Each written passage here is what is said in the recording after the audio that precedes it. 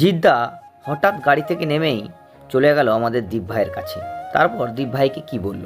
তো বন্ধুরা, বর্ধমান থেকে আদিয়োগী যাচ্ছে আমাদের দীপ ভাই। আশা করি দীপ ভাইকে সবাই চিনে ফেলেছেন।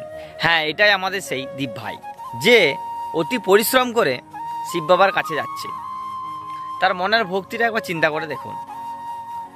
তো এসব কথা বাদ দিলাম, মেন কথা হচ্ছে সে যখন দণ্ডি কেটে কেটে যাচ্ছিল, হঠাৎ করে কালো রঙের একটা গাড়ি দাঁড়িয়ে পড়ে। সবাই তো অবাক দৃষ্টিতে তাকিয়ে আছে যে কে নামছে এটা থেকে, এত ভিড় কিসের জন্য হয়ে গেল। দীপ ভাই ওটাই মনে মনে ভাবছে, কি ব্যাপার, এত ভিড় কেন হচ্ছে, তার রাস্তার মাঝে এরকম কিসের জন্য ভিড় হচ্ছে, তার মনে একটা কৌতূহল জাগে। তারপর সে আস্তে আস্তে এগিয়ে যায় এবং দেখে যে আমাদের বাংলা সুপারস্টার জিদ্দা সেই গাড়ি থেকে বেরিয়ে আসছে।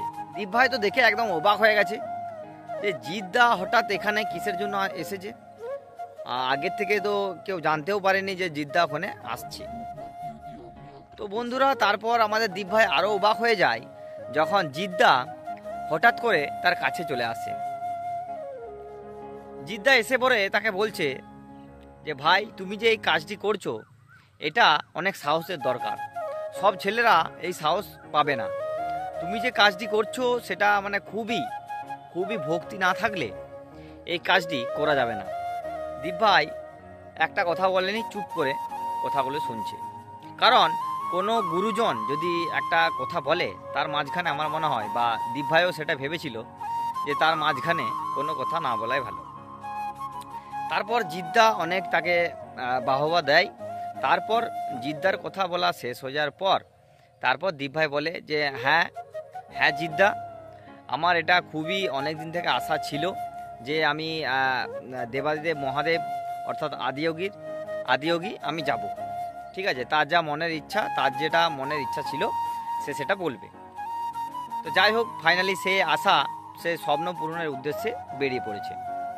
জিদ্দা তাকে অনেক কথা বলে, ঠিক আছে, তাকে এটাও বলে যে না, তুমি যেটা করছো সেটা খুবই ভালো জিনিস, মনের ভক্তি ছাড়া এই জিনিস পারা যাবে না, মানে অন্য সবাই পারবে না, সবাইকার দ্বারা এই জিনিসটা হবে না। ঠিক আছে, তুমি যেহেতু করছো আমি অনেক হেল্প করব।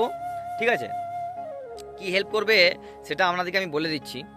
জিদ্দা বলেছে সে যদি আদিয়োগী পৌঁছে যায়, ঠিক আছে, মনের ভক্তি নিয়ে সে যদি পৌঁছে যায়, জিদ্দা তার সাথে একটা সিনেমা করবে। হ্যাঁ বন্ধুরা, ঠিকই শুনেছেন, জিদ্দা তার সাথে একটা সিনেমা করবে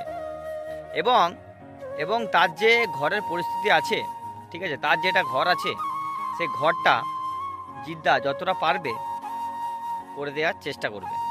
হ্যাঁ, এটাই জিদ্দা তাকে বলেছে। ফাইনালি দেখা যাক কি হয়। আর আমাদের দীপ ভাই তার গন্তব্যে আস্তে আস্তে যাচ্ছে। ঠিক আছে, অনেকটা পৌঁছেছে, আস্তে আস্তে যাক। আশা করি তার মনে সব ইচ্ছা পূরণ হোক, সেটাই আমরা চাইবো সবাই মিলে।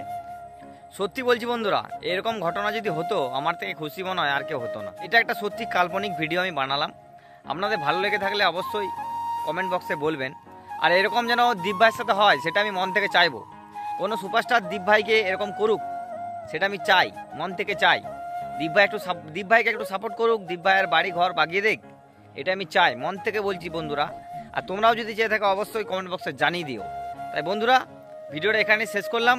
আর ভিডিওটা ভালো লাগলে লাইক কমেন্ট শেয়ার করতে ভুলবেন না। কমেন্ট বক্সে জয় শ্রী মহাকাল অবশ্যই লিখবেন। তো বন্ধুরা, চলো দেখা যাচ্ছে নেক্সট ভিডিওতে। ভালো থাকবেন, সুস্থ থাকবেন, ধন্যবাদ।